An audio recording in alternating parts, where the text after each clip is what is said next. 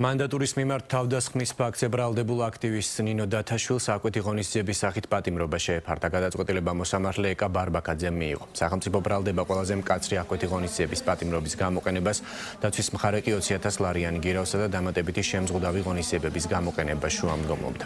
სიტყვით ისარგებლა თავად ბრალდებულმაც და აღნიშნა, რომ მას შეეძლო დაკავებამდე ქვეყნიდან წასულიყო, თუმცა ის ასე არ მოიქცა. ამასთან დათაშვილი მიუთითებდა, რომ მას ჰყავს შვილი და აქვს მასზე ვალდებულებები. მოსამართლემ პროკურატურის შუამდგომლობა დააკმაყოფილა.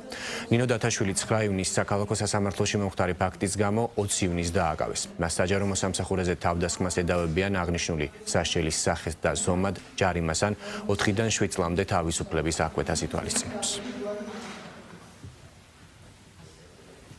მე ვთვლი, რომ დანაშაულის ჯერ უნდა დამტკიცდეს, როგორც ჩემი ადვოკატი ასევე და მე პირიქით, მე თვითონ ვთვლი ჩემ თავს დაზარალებულად და მე პატრული გამოვიძახე იმ ინციდენტის შემდეგ. პატრული არ მოვიდა.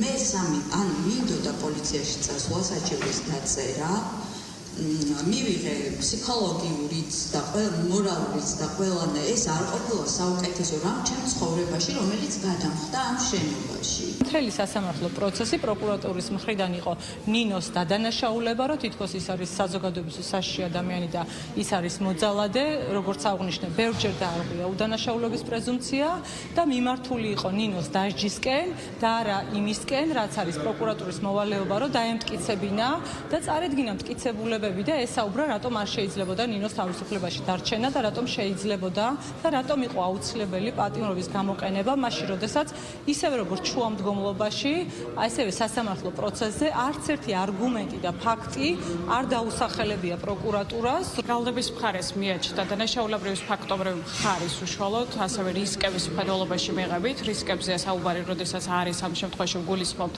როგორც დანაშაულებრივი საქმიანობის გაგრძელების, ასევე მიმალვის და საქმისათვის მნიშვნელოვანი ინფორმაციის განადგურების საფრთხეს. სისხლის სამართლის საქმეზე გამოკითხული არიან მოწმეები, მათ შორის უშუალოდ დაზარალებული პირი და ასევე თვითმხილველი მოწმეები, რომლებიც ადასტურებენ განხორციელებული ფიზიკური ძალადობის ფაქტს და გარდა ამისა, რა თქმა უნდა, სასამართლოს ხდომაზე, სასამართლოს განჩინების საფუძველზე არის მოპოვებული და სისხლის სამართლის საქმეს ერთვის უშუალოდ ვიდეო ჩანაწერი, რომელშიც ანალოგიურად ასახულია ძალადობის ამსახველი კადრები.